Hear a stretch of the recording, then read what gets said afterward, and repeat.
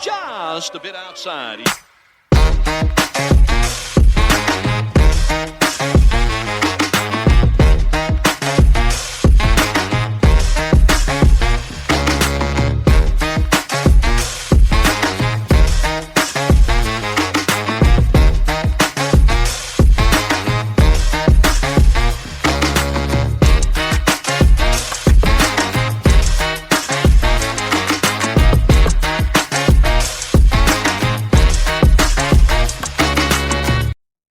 And welcome to another episode of Just a Bit Outside. I'm your host, Steve Ely, and along with me, as always, my co-host, Wes Cook. Yeah, it's a little rough going since we just got back from Raleigh. So, I know. Yeah, had a good evening last night. Checked out the Canes, beat the Canadians. It was fantastic. It was a good time, man. I had an excellent time. Always a good time when we get to do that. So we need to let those guys know, hey, you're undefeated every time we come. So yeah, if you want to remain that way, yeah, just slang some tickets for games you need, like a big W, and show up. That's it, and you'll get the W. But yeah, so we went up yesterday. Our buddy Chris went with us and had some beers before the game. We did out pharmacy beverage and bottle something up there in Cary. That was a cool little spot. Yeah, grabbed a slice of pizza before we took off to the arena to watch the game. Took in the whole game. 4-1, right? Yeah. 4-1. Yeah, so high scoring affair for the Canes. It was. Good time, man. Little iffy at the very beginning. Yeah, it was 1-1 early. Then, yeah, I mean 2 goals in like the first 2 minutes or something like that. It was quick, yeah. But looked like it was a little chippy too. Yeah, they were getting in it early. Yeah. And then I think when the Canes started pulling away, they kind of, I guess the Canadians were a little defeated. They were. Yeah, so it was nice. It was a fun win to watch. And we checked out a place called The Local afterwards.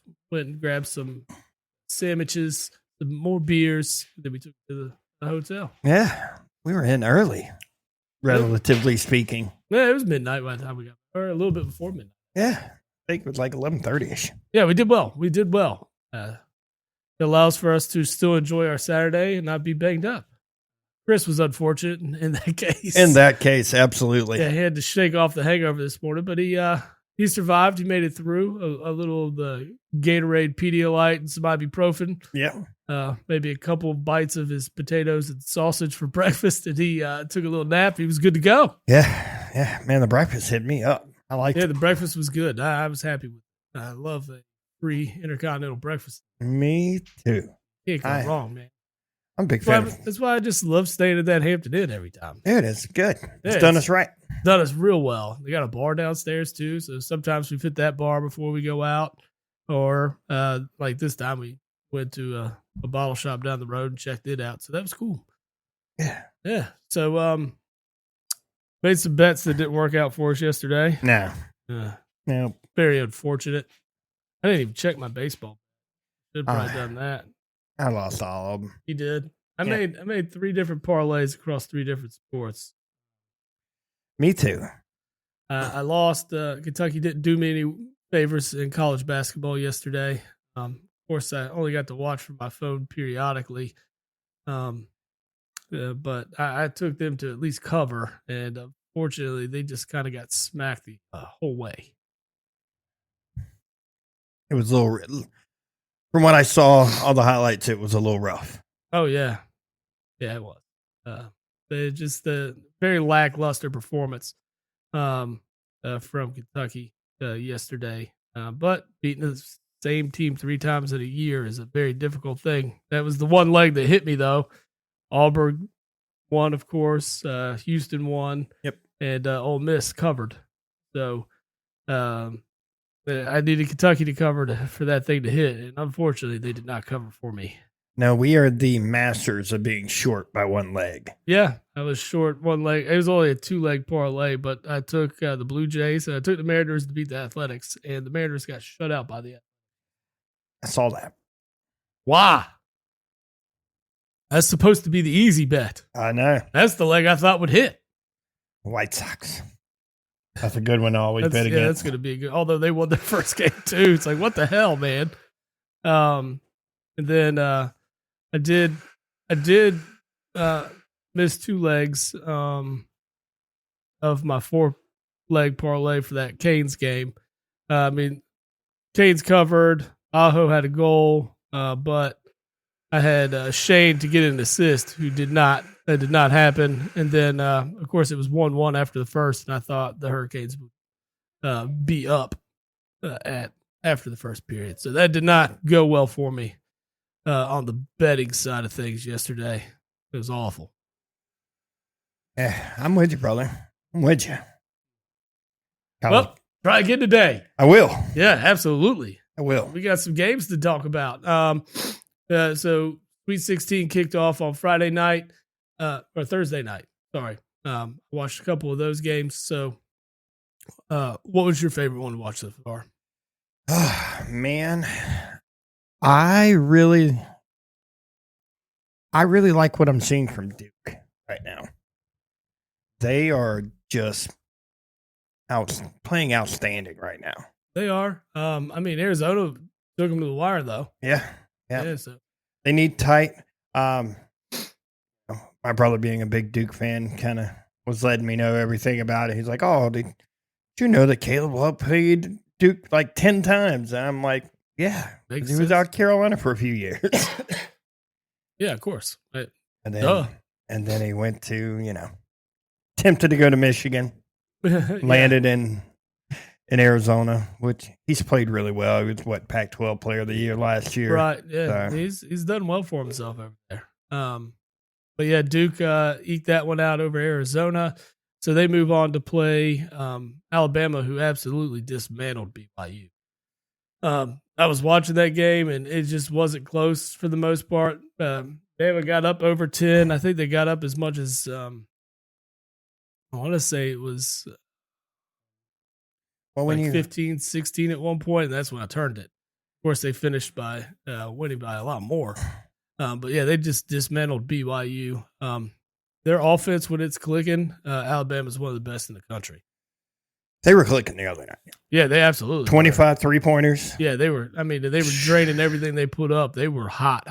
They need that kind of performance to take down this Duke team, though. They're going to need it. Yeah, they're going to need it. But I could see this game being in the 90s at least, if not the hundreds. The way these two offenses play, and if they're both clicking, it'll be triple digits for both teams. I believe the over/under for that game is like 176, 177, which is just a huge number. Yeah, absolutely. But it makes sense. It makes complete sense. I mean, you got two of the top offenses in the country. Right. Alabama, I believe, is number 1, and Duke is 10th or 11th in offense. Yeah, and both teams defensively are usually pretty sound too. So, yeah. You'll see this one will be very interesting to watch this evening. That one's at 8:49. The other game tonight will be Florida and Texas Tech. Florida routed Maryland in the Sweet 16 matchup. They did. That they look like the best team in the country right now. Keep riding them. I mean, that's who we took to take this thing home this year, just because of how well that team absolutely. They are playing great at the right time. Yeah, no, this is the time. If you want to be playing great, now is the time. So, yeah, Florida looks great. They had a little scare with that one dude. What's his name? You know what I'm talking about. I do, and I'm having a brain fart. Tall white dude. Yep. Condon. Yep. Yeah. That guy, they had a little scare in that game with him, but he came out. It was like in the 12-minute mark of the first half, and he didn't come back to the second half, but he came in and he's dominant still. So exactly what you wanted to see. They will take on Texas Tech tonight at 6:09. That's the first game of this. And Texas Tech beat Arkansas, who kind of a little bit of a Cinderella story, is the 10 seed into the Sweet 16. They were the lowest rated team remaining and they were knocked off, but in a very good game that would. But in typical Calipari fashion, I mean, they were up 16 at one point. Yeah, choked it away. Choked it away. Yeah, he deflates the ball. He just slows it all down, and he kind of forgets what got him, that lead. Yeah. And instead of putting your foot on their throats and just ending it, you let them hang around and get back into the thing, and that's what happens in these types of matchups. He tends to coach that way from time to time. No, it's all the time. All the time. Yeah, he just takes the air out of the ball and kind of slows the pace of the game down, and it's abysmal, really, to watch. And it's been more recently so than in the past, but I just don't think he's got it. You think I think he's still a good coach. Yeah, I just don't know if he's stubborn. Yeah. A guy that used to be an innovator, right? And would change, his style of play to adapt to the type of game that it's played. Yep. He doesn't do that anymore. Nope. He's so stubborn that he thinks this dribble drive offense is the only way. They led the nation in 2-pointers taken it. That's crazy. That's not the game now. No. The game is threes and spreading the floor, and you're still trying to do this mess. And I mean, when you have talent, and he definitely has talent on that. He's got talent, and he's going to get more. Right, and he'll have talent, so it'll get you to places like this. But that offensive style is just archaic. He's great defensively. He will teach defense, and he preaches defense. And he's a phenomenal coach when it comes to. That's why Arkansas was one of the better teams in the nation defensively. But the offense, when it's not that, it's just an archaic offense. It's not gonna be successful in today's college basketball. No. Nope. We kind of run the same risk because I see the same stuff. I see Hubert Davis doing a lot of the same stuff that past Carolina coaches have been doing. And it just drives me crazy. Trying to do 4 corners and shit. Oh, dude, how about just stop a run every now and then? Like, don't let your team just get beat up. Just stop. Timeout. That's all you got to do. Oh, yeah, slow it down. Sometimes you need to. Yes. Especially, I mean, you got to stop the bleeding. When teams get out and get on runs, you've got to use those timeouts to kind of regroup and change up the game plan. You do. I mean, you have to be able to adapt to what's going on at that moment. Right. And it doesn't happen. Yeah. So, with the scare, Texas Tech still ekes that one out. They go on, and so you have Florida and Texas Tech. You look at Texas Tech's road. They played all low seeds to get to the point, right? They played UNCW, who was a 14th seed. Yep. They played Drake, the 11th seed. Yep. And then they got Arkansas, 10th seed. So this would be quite a different matchup for them. And I just don't think they have the horses to compete with Florida. I can't believe the spread's only 6.5. Yeah, I'm liking Florida to cover. I am too. Yeah. I am too. The first matchup on Sunday is going to be Houston and Tennessee. That's the 1-2 seed over there. That part of the bracket. Houston went down to the wire with Purdue. Eked out a win there to move forward with a phenomenal play. It was a phenomenal play, horrible defensive play. Well, you got to guard the guy inbounding the ball. You got to guard that guy. And for whatever reason, just they wanted to use the extra defender, but that'll bite you in the ass. It bit him. Yeah, I mean, it happened to Kentucky in '92. I remember. Nobody was on Grant Hill throwing that deep pass. Nope. And he probably doesn't hit the home run like that. If it's got somebody in his face. Yeah. I agree with you. I agree. Granted, you have an extra defender on 4 guys down the floor. Like I hate that shot so much. What am I talking about? I brought it up to. Fuck. I know. And it got you all worked up. Oh, it does every time. I got to see it every fucking March.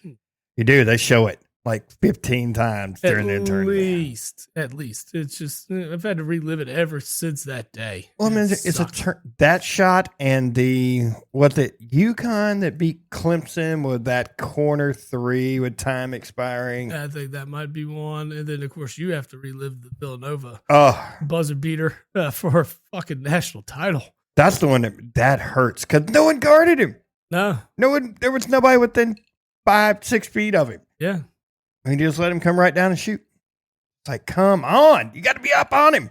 Yeah, in that moment, you definitely do. And that's just, man, that's got to be a tough one to swallow, too, especially for the stakes. Yes. In that particular matchup, right? And, that's got to be a rough swallow. If I get to those 3 plays, I know I will see every March match. Yeah, you'll probably see this Houston play for a while now. Yeah. It's very well designed. Houston scares me a little bit right now. I don't know if they're going to be able to compete with this Tennessee team. What's sad is I see this because both teams are great defenders. Yes. I see this being a very low scoring game. Yeah, I mean, it certainly can be. Like in the 60s? A race to 60 wins this game? I think you might be right. Over and under is 123.5. It's a hell of a lot different than the Duke Bama game. 173.5. Florida Texas Tech is 157.5. So you very well may be right. The first one to 60, and this one is probably going to be the one that takes it home. Yeah. I like that concept there. You need the Houston win. Oh, absolutely. I'm pulling for Houston. Oh, I know you are. I don't think Houston's going to come through here. I don't either. But here's Tennessee. Houston's a 2.5 point favorite right now, which is weird to me.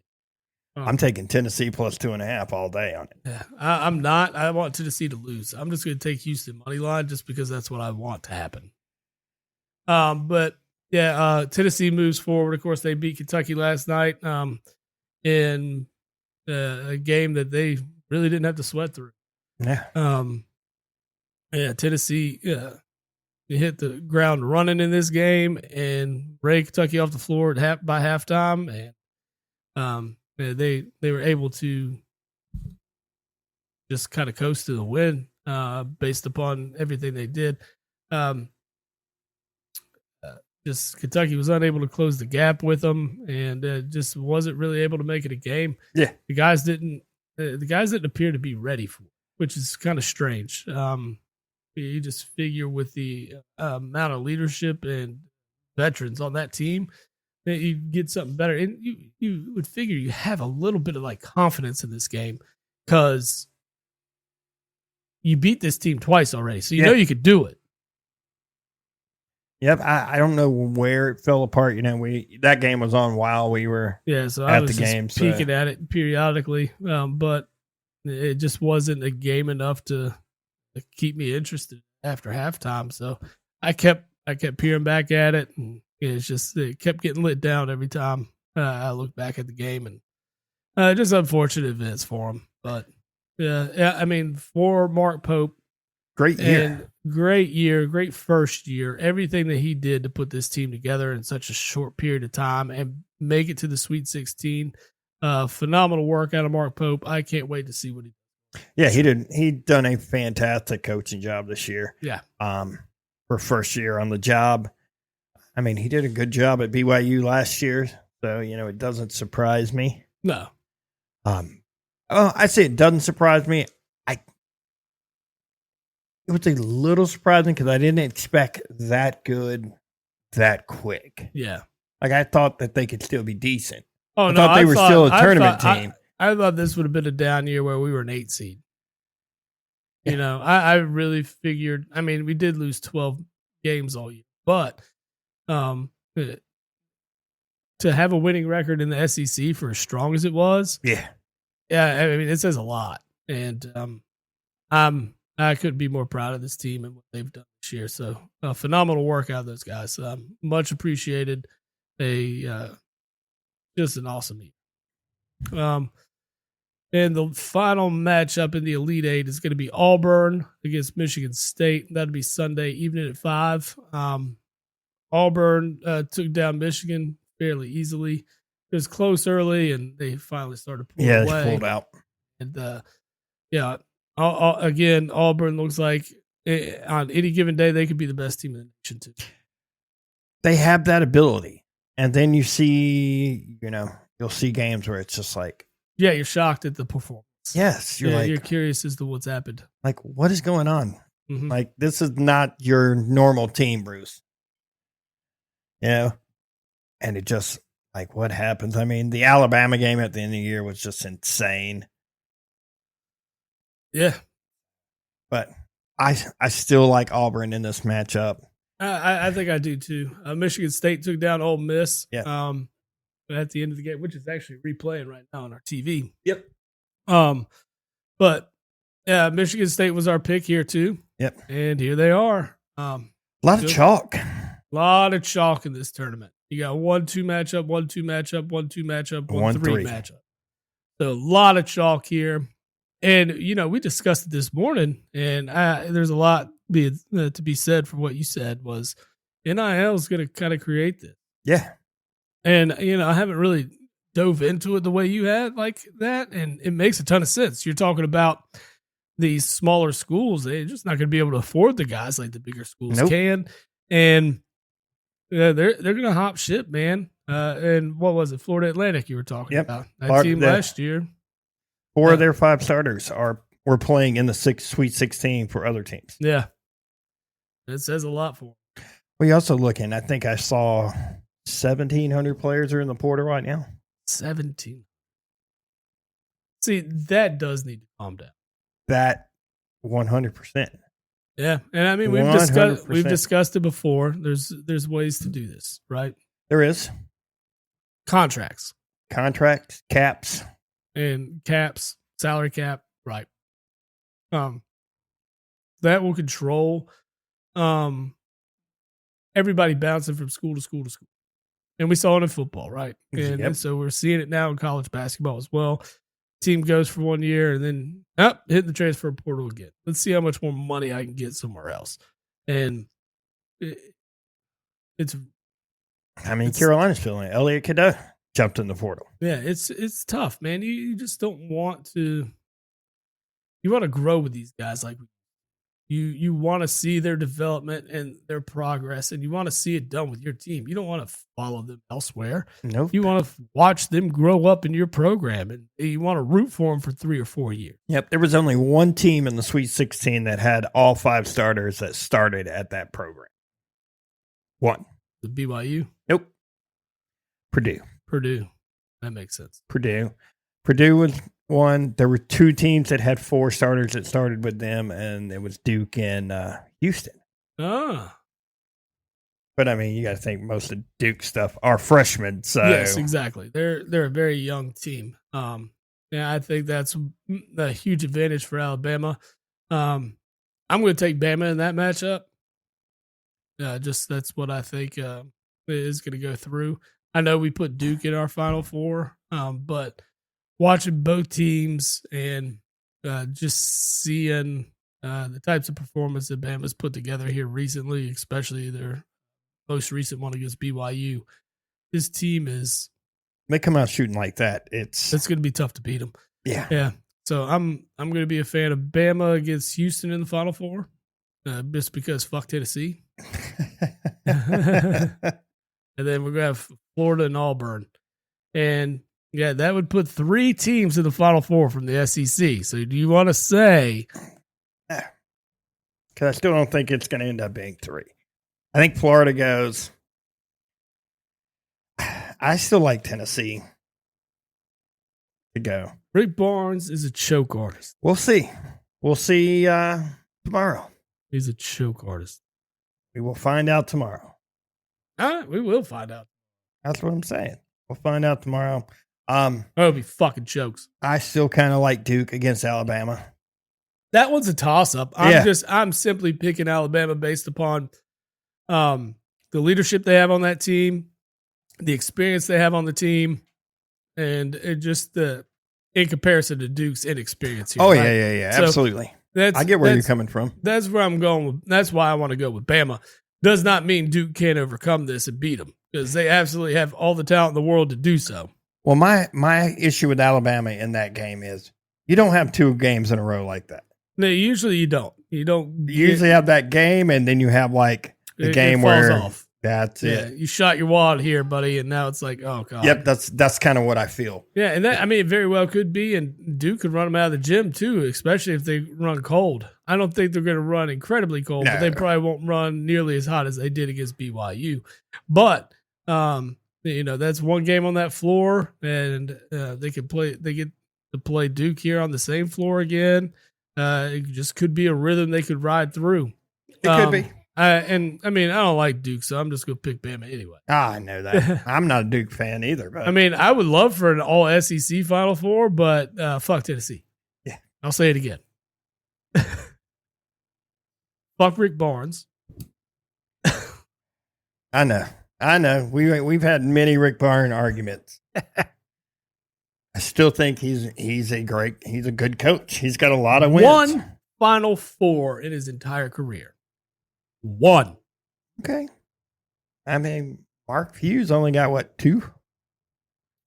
That's more. I mean, twice as much as Rick Barnes. Yeah, but they're still both good coaches. Just because they haven't won it. I'm not saying he's not a good coach. That's what he's missing in his resume. He's not a Hall of Famer.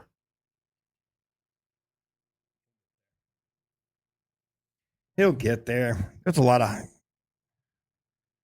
put a lot of guys in that basketball Hall of Fame. I know. I mean, in my Hall of Fame.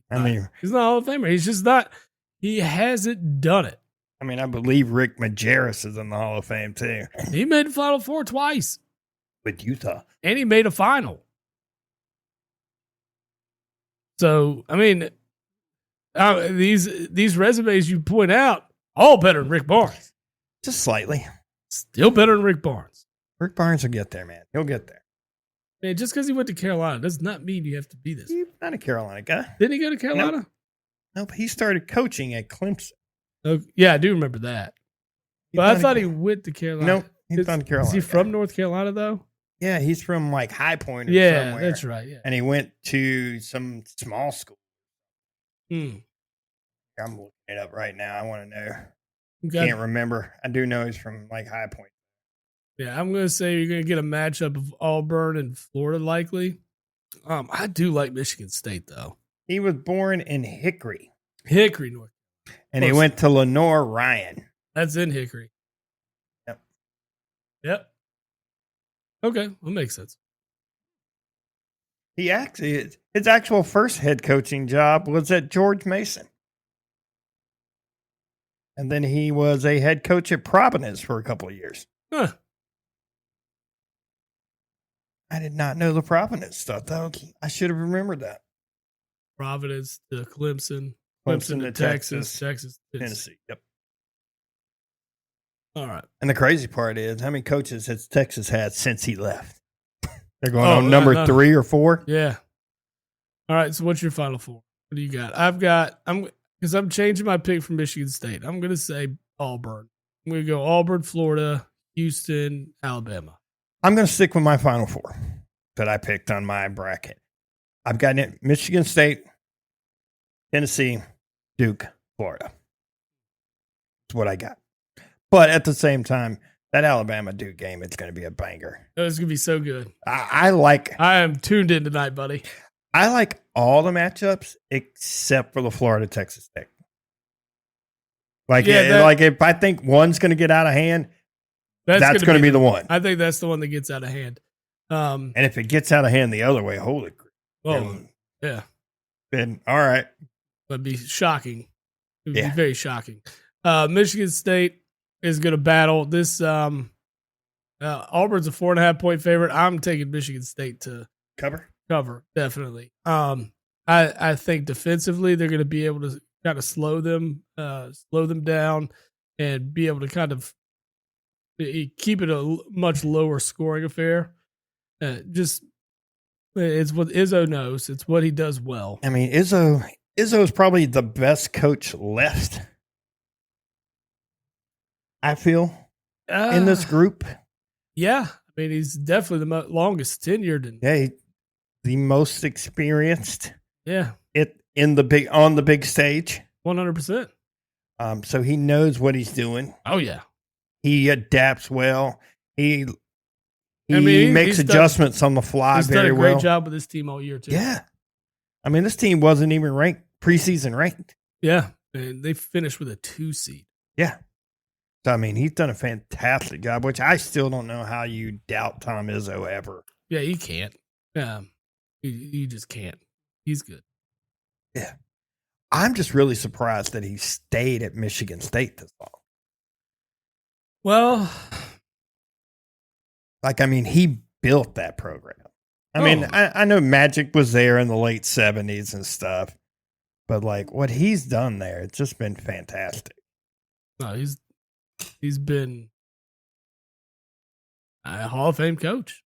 I mean, how do you get teams to, hey man, come up here and play in the cold?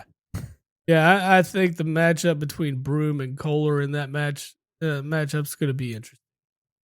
Yeah, you got likely the player of the year runner up in Johnny Broom. Yeah, and Kohler, great defender, and the battle for the rebounds there is going to be fun. I'm going to go out and say whoever wins the rebounding battle wins this game. I agree. Yeah, especially offensive boards. Getting second chance points, that's going to be huge, especially in something that could be a lower scoring affair. Yeah. Back to the Florida-Texas Tech game, I think Florida's going to run, and they might run Texas Tech out of the gym. Yeah, Texas. 6.5 point favorite, Florida, they might cover, like you mentioned earlier. It seems interesting. I like them to cover. Yeah. That's what I'm going to be throwing my money on. I'm just shocked that Duke's a 7.5 point favorite over Alabama. Are they 7.5 points? Yeah. I'm not buying that 7.5. Yeah, I got 6.5 on FanDuel. You got 7.5 on ESPN. So I'm taking Bama to cover. I will take Bama in the plus 6.5. Yeah. I mean, I still like Duke to win, but Bama plus 6.5. You want an Elite Eight? You want to bet today? You take Bama to cover. You take Michigan State to cover. Yeah. Take Florida to cover. And you take Tennessee to cover. Yeah. I mean, Tennessee plus 2.5. Yeah, against Houston. I mean, you got essentially two top 5 teams. Exactly. Yeah, plus 2.5. Nah, like I said, take them to cover. Yep, I agree. So I think that is the Jabbo fucking parlay of the day. Yeah, of the week, right there. Let's make some money on that one. You really want to go crazy on it? You take that under. The Duke and Alabama? No, the Tennessee Houston game. Oh yeah. What's the over under on it? That's the one that's 123.5. Oh yeah. Hey, you want to throw the 5th leg in there? You got the option. You know me. You're all about the 5th option. I hear you. I always throw something extra in there, and that's the one that usually hits, and one that I thought was absolute lock is the one that misses. Yeah. You still riding Florida to win it all?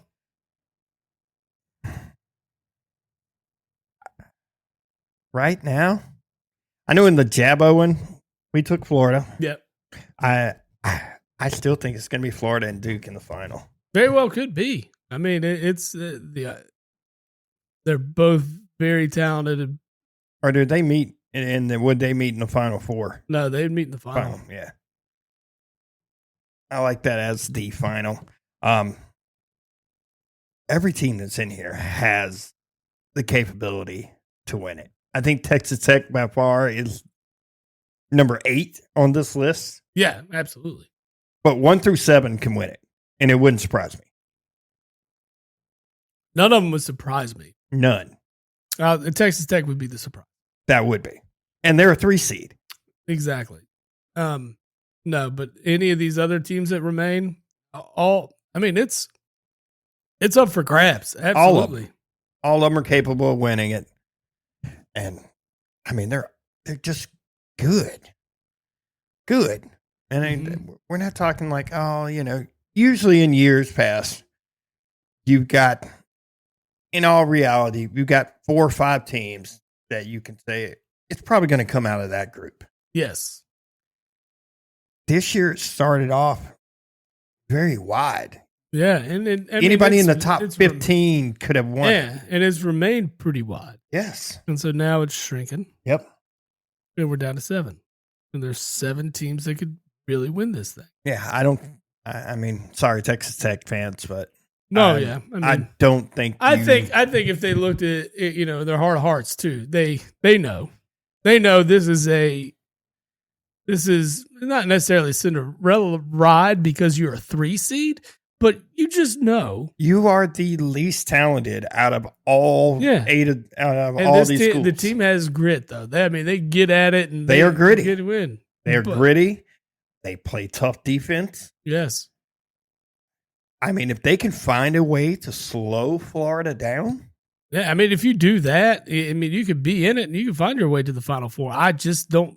I don't see it. I don't see it, but that's what it's going to take. It absolutely will. You're going to have to make them take poor shots. You're going to have to turn them over. You're going to have to slow them down. You're asking a whole lot to beat this Florida team, and there's a lot that has to happen for you to do so. So that's why it would be a Cinderella win. You have to keep Florida. I think you have to keep Florida in the 60s. Win. Keep them in the 60s, very low 70s possible. Yep. But you're gonna have to. They're gonna have to shoot well. They're gonna have to execute on offense as well. We could talk all this shit about defense, but if you're not executing and putting points on the board, you're not gonna have any opportunity in this game. Nope. Yeah. Nope. All right, so I'm still riding with Florida. You gonna ride with Florida all the way? Or you gonna switch over to Duke? Well, you wear a fucking Carolina hat. I know. I'm sitting here telling you. It's on my sleeve. It's everywhere. Fuck Tennessee. I know. It hurts my feelings when I pick Duke. Believe me. I wouldn't. Just say, fuck it. That's why I'm picking Bama. Let's go. Just say it. Just say fuck Duke. That's what you want to say. I say fuck Duke all the time. But I feel like they're going to like. No, they're talented. I mean, I know you're giving them credit, right? Yes. And that's fine. I understand. But at the same time, this is a podcast, man. I know. Just say it. I know. I tell everybody who I hate. I'm wide open about that. I mean, you really wanted who I really want to win. Don't say Tennessee. Oh, that's who I want to win. Oh, you just want to piss me off. I just want to poke the bear. God damn. I just want to poke the bear. No shit. That's exactly what you want to do. I would be miserable if Tennessee won this thing. You would be miserable in multiple directions. And then you'd be like, well, we won a Super Bowl. And I was fantasy football champ. It's fucking champs, baby. I'm riding this for a solid year, too. As you should. I'm still sir. Really up here. Hasn't even come down. Still high on that. As you should, sir. I would be. All right. We were going to make this one kind of short anyway, so we'll dig into a couple of things. Surprisingly, the Grizzlies, the number 4 seed in the West in the NBA, fired their coach. I don't understand. I think there's more to it. But see, apparently there was no player input on this call to fire Jenkins either. Really? Yeah. They didn't get any player input on this. So it makes me lead like the top brass and him were butting heads. There was something happened, or maybe fuck somebody's wife or something. That's what I'm wondering. I'm wondering if something shady happened because I actually saw an Instagram reel today talking about this, and their press release was literally looked like a very tiny paragraph. Yeah, and that was it. There was no thanking him for everything he had done for the franchise, which he had done a pretty good job. A 4 seed. Yes. We start the playoffs in 2 weeks. I know. You don't fire the 4 seed in the West, the tougher of the 2 fucking conferences. Absolutely. That's playing as a 4 seed. You don't fire this guy. Nope. There's something that happened. They're not releasing it. Nope. It's coming out. It'll come out in the next couple of days. Someone knows. Somebody knows something, and somebody's going to leak. Like, you want to know what happened? This is why we fired him. This is why you got fired. This is why they have TMZ Sports. Come on, TMZ. I need you to get on this. Someone's finding this out. Absolutely. Probably fuck somebody's wife. That would get you fired. That would get you fired in a heartbeat. She thinks she's funny. I remember that. I remember having that discussion. No, it won't happen. Not happen. Not even bringing that. That would be so good. Nope. So good. You want to talk about a guy leaving his house and going to the bar as fast as possible? Yeah. Just relax. Nope. Relax, sir. Relax. Nope. Not happening. Baseball season started. It did? I still don't get this, and I talked to you about it yesterday too. Why is it we have opening day, and then they get the next day off? I don't know why I every guess 'cause team they doesn't play on opening day. Right. And well, there used to be the tradition that the Reds played the very first game every year. Being the oldest team in baseball, the Reds would play the first game. Yep. That's not even the case anymore. Like, why are we getting rid of some good traditions in baseball? Baseball's changing. Yeah. They're attempting to change. They're trying to make changes in the betterment of the game. These are game. traditions that don't hurt the viewership of baseball. No. And I mean, I'm fully bought back in, but that's just me. And I know trying to get the younger viewers and other viewers that they may have lost from the past has been more of a difficult task for them. So they've attempted to speed up games, which I've never had a problem with the speed of the game. But I guess there's other people that do. I was a fan of, a 3.5 hour ball game. It did not bother me. Yeah. Now, when you're there live, now I get it because we were there in June last year and it was brutally hot. I mean, we were in Philly and sitting directly in the sun, and it was brutally hot. I mean, fucking ball sweat, everything. It was awful. But I still enjoyed my time. Now, the kids definitely didn't because of how hot it was. Oh, yeah. So that's not what you want to be felt driving. bad. I felt bad for them. But, it's just that I get shortening the game for the live viewership. But from the viewership from home standpoint, I just don't understand. It's never really bothered me. Well, I had issues with baseball. I thought pace of play was a little slow. I mean, pitchers would take there's a lot of pitchers out there. They would take their sweet ass time. They check, and then the amount of times you can throw. They've made good changes, right? Yeah. I like the 2 attempts to catch a guy stealing or catch a guy out the bag. Yep, I'm cool with that. Like, that's a good implemented change. The pitch clock, it's a little excessive in my opinion, but it's here and it's going to be here. And it benefits both ways too, right? If the batter's not ready, it's still, it's still coming. Yeah, he's still taking a strike for it. So it'll happen either way, right? Yeah, I mean, because we've seen batters play in that game where they're stepping off the bat. Well, I mean, they get penalized for it. Yep. If they're not in the box by the pitch clock, then they're penalized. Yep. So you get a warning first, and I think the next time's a strike. But so they are making some good changes. The pace of play, like I said, though, I might be the minority in all this. Maybe it was an issue. I just never had an issue with the length of a baseball game. I like the change in the pace of play. No, sure. I mean, speed it up a little bit. It doesn't need to be longer in a football game because you don't have like the constant action. Right. Yeah. I mean, it is, and it's boring for someone that doesn't love the game. That's right. Right? That's right. You have to love baseball. You have to love the players. You have to be involved in order for that to be. I absolutely love the Phillies. I love all the players. I feel like I've built a relationship there.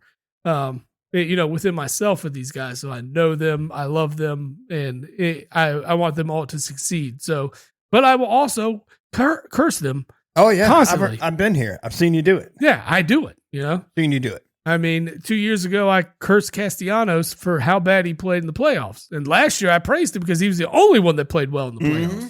So, it's a love-hate relationship. Where baseball and all kind of lost me is I don't think there's a lot of parity. I think you've got teams that spend a lot of money. My team does it very well. My team does too. I And mean, that's the thing though. You're talking big markets. The problem with it though is what the Dodgers do. Yes. That's my problem. See, the Phillies aren't doing these deferred contracts, neither are the Mets. Nope, they pay it. They pay it up. And that's what needs to be done, except Bobby Bonilla. Except by Bobby Bonilla. But I mean, the Reds are still paying Ken Griffey Jr. and more so than Bobby Bonilla. That people don't realize this. The Reds, everybody wants to bring up Bobby Bonilla's contract, and the thing is, Bobby Bonilla is going to be a thing of the past as soon as Ohtani retires. Yeah, Ohtani's going to get paid for years, and he's going to get just astronomical amount of money every year, and you're banking on baseball succeeding, right? Yeah. Because that's what the Dodgers are doing. We're deferring all these payments, and we're going to hope that there's never a salary cap. We remain on this playing form. The Dodgers would definitely and our television market share, the amount of money keeps going up and up and up. But here's the thing. How much is it going to go up that you're deferring this amount of money? Almost $1 billion. Yeah. You think this is going to be affordable, and then you're going to be able to sustain the franchise in 15 years. You're also looking at, I hate to say this, you're looking at an LA market who people out there just think weird anyway. Well, it's California, so yeah. I mean, it's just like should be its own country. But I mean, they're one big earthquake away from like Bakersfield being oceanfront. Yes. So I don't know. But the Ken Griffey thing, I believe he is still the 8th highest paid player on the Reds. On the Reds, yes. Something like that. 7th or 8th highest paid, which is just insane. Bobby Bonilla kind of was the first contract like this. To do that. He's a very smart, very financially sound guy, obviously Bobby Bonilla is. Well, he gets $500,000 from somebody else, too. Yeah, and he's not, he's definitely not Doc Gooden or Darryl Strawberry. No. This guy was smart. Yes, he was. Yes, he Eric was. Davis. Well, I mean, you could point and there's a lot of professional athletes that go broke. Yes. A lot. Oh, no. I mean, more go broke than stay rich. Antoine Walker in basketball was one of them. A lot of them. Sean Kemp. But Sean Kemp just had too many kids. Going to be Tyreek Hill. I know. His child support payments are ridiculous. Tyreek better be making all the money he can now because he's going to be broke. The sad part is child support is based on your income. Yeah. That was Matt Leiner's problem. Matt Leiner had a kid. Yeah. And, Leiner was one of the last group of guys that got those the Sam Bradford big rookie contracts and stuff. So at one point in time, his child support payment as a rookie in the NFL was still like $25,000 a month or something like that. And I'm just like, what do you do? It's $25,000 a month. I don't get it. I don't get it. And what's sad is you get those people because it's all based on your income and in California it's even they go like way overboard. Ridiculous. Yeah, they're gonna go overboard. That's kind of the problem with it. But yeah, man, couldn't imagine paying. I mean, what does Tyreek Hill pay in child support? I mean, he had 5 kids last year. I know. I mean, that's crazy. Let's see if it would give us an estimate. How much is Tyreek paying in child support?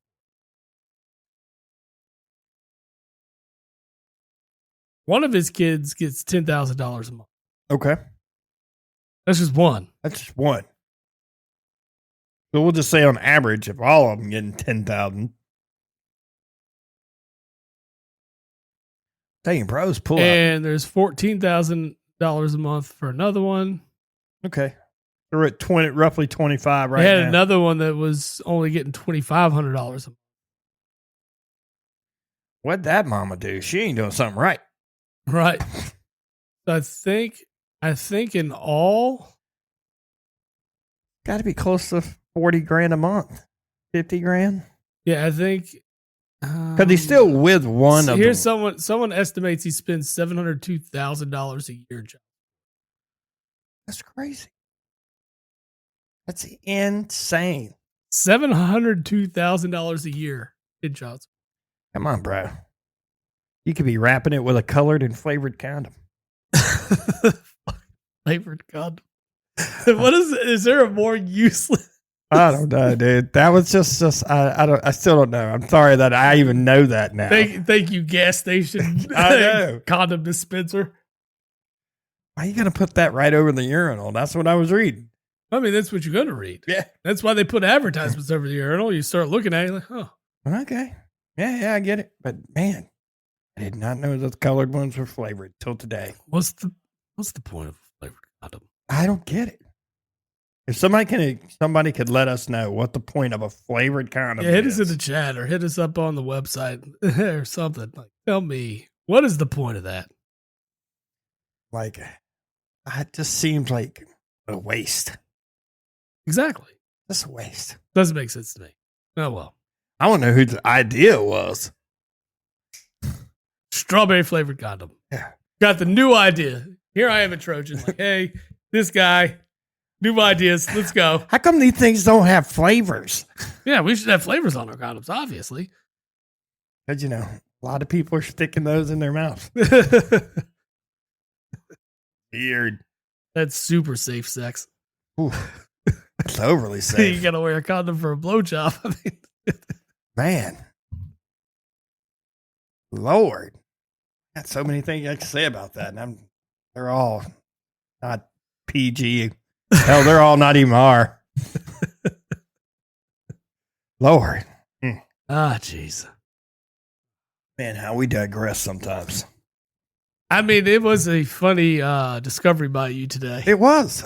I was today years old, but I realized they make flavored condoms. So you're like, what's the black flavor? Is it licorice? Oh, God. Oh. Dude. I don't know. I'm sorry. I'm sorry. All right. That's probably the perfect place to end this episode. Let's just end it. Yeah, we'll end it.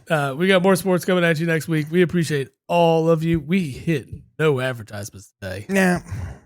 That's fine. We'll cover them right now for you, though. Our sponsorships are across 3 companies. Big Fork Brands is one of them. Yep. They make bacon sausage, and they also do hot dog sauce, which is cool. All based out of Chicago. BigForkBrands.com. Check them out. We have Old Glory for all your latest sports gear. They also have a bunch of stuff from music, movies, entertainment, and things like that. I believe 300,000 items or something. Yeah, 300,000 items is in the read. It's in the read. You can get that from oldglory.com. Yep.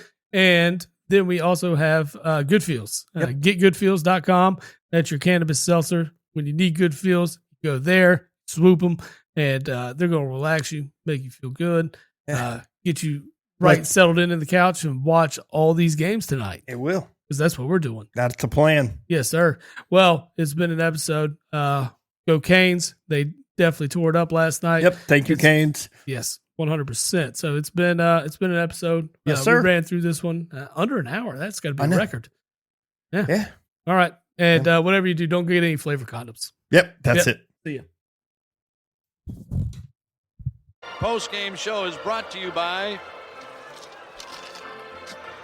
Christ, I can't find it. The hell with it.